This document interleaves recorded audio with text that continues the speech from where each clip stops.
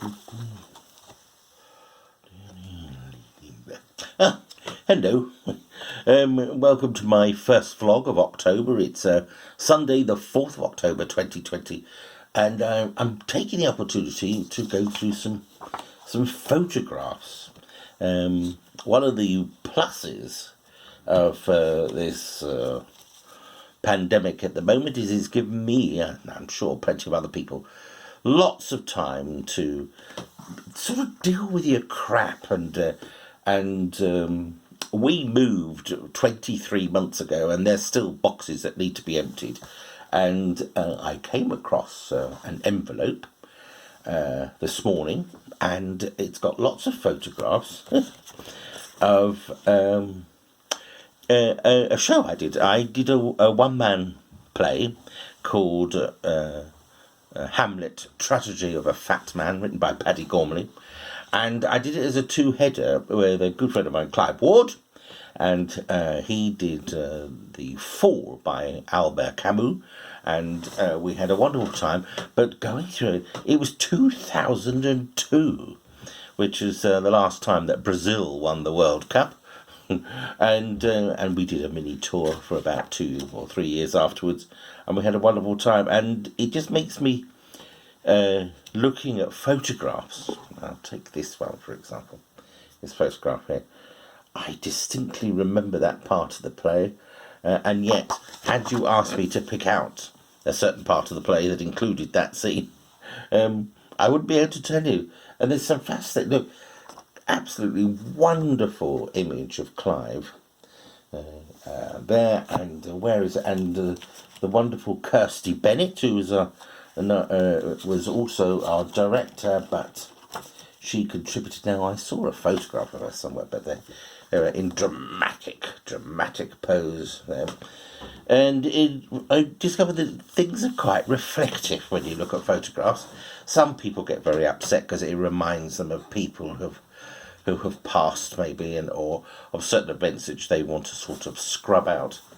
But I say no, you should look at photographs, reflect, and see the positives.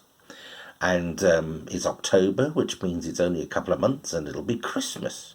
And people are very worried that with the COVID still going around, that Christmas might be cancelled. Commercially, of course, it'll be a disaster to our economy, but maybe we should just take things a little easier this year. There's a degree of uncertainty, but I think we should try and look at the positives, find the silver linings. And for me, I've had lots more time to catch up with friends and actually talk properly with my family, and I'm very pleased to have had the opportunity to talk extensively with my brother in particular, because the nature of my work.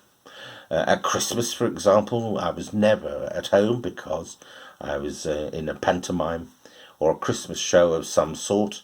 And if I wasn't in a Christmas show or a pantomime, I would be then off filming somewhere. And then once I'd got into Doctor Who, I joined the sci-fi circuit. So I was hardly ever actually at home.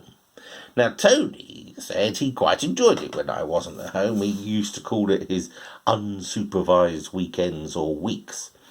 But I, on reflection, have missed my family terribly. And so the positive thing for me with this COVID nonsense and with us having to isolate is I've had quality time, even if it is just down the phone, Skyping or Zooming or messaging.